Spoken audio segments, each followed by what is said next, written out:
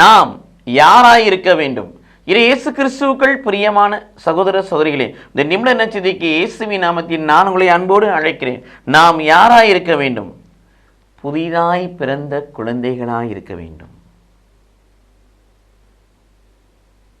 இறை வார்த்தை என்னும் பாலை யாரெல்லாம் பருகிறார்களோ அவர்கள் புதிதாய் பிறந்த குழந்தைகள். இறை வார்த்தை என்னும் பாலை யாரெல்லாம் ஆர்வமாய் அருந்தக்கூடிய பிள்ளைகளாய் இருக்கிறார்களோ அவர்கள் புதிதாய் பிறந்த குழந்தைகள். பாவம் இல்லை, மாசு இல்லை, பிழை இல்லை, குற்றம் இல்லை, குறை இல்லை, இச்சை இல்லை, தீமை இல்லை, சாவனை எதுவுமே இருக்காது. புதிதாய் பிறந்த குழந்தைகளாய் இருக்க வேண்டும். கிறிஸ்துவை மூளைக்கல்லாய் கொண்டு அப்போஸ்தலரை அடிகளாய் கொண்டு கட்டப்பட்ட கட்டடமாய் இருக்கிற நாம் உயிர் உள்ள கல்லாகி இயேசுவை அணுகி செல்லக்கூடிய பிள்ளைகளாய் இருக்க வேண்டும். நாம் தூய மக்கள் இனத்தாராய் இருக்க வேண்டும்.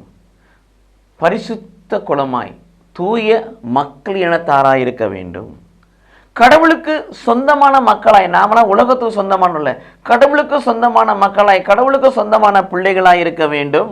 அரச குருக்களாய் இருக்க வேண்டும். அரசரும் குருக்களாய் இருக்க வேண்டும். அரசரும் குருக்களும், அரச குருத்துவ திருக்கூட்டம் என்று சொல்லி பேதுரு சொல்லுகிறார். நாம் அரசரும் குருக்களுமாய் இருக்க வேண்டும். ஒரு பக்கம் அதிகாரம், இன்னொரு பக்கம் ஆன்மீகம். அரசரும் குருக்களுமாய் இருக்க வேண்டும். எல்லாவற்றுக்கும் மேலாக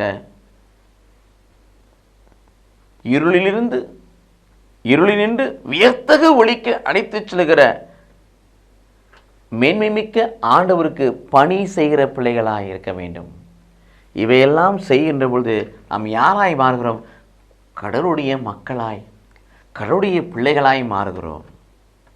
ஆக நாம் இந்த உலகத்தில் அழைக்கப்படுகின்ற பொழுது கடவுளுடைய மக்கள், அவரால் அனுப்பப்படுகின்ற பொழுது கடவுளுடைய பிள்ளைகளாய் இருக்க வேண்டும். இத்தகைய வாழ்வு நமக்குள் இருக்கும் என்று சொன்னால் நாம் எல்லாவற்றுக்கும், மன்னகத்துக்கும் விண்ணகத்துக்கும் உரிமைக்காரர்களாய் கடவுள் நம்மை மாற்றுவார். கடவுள் நம்மை ஆசீர்வதிப்பாராக. ஆமென்.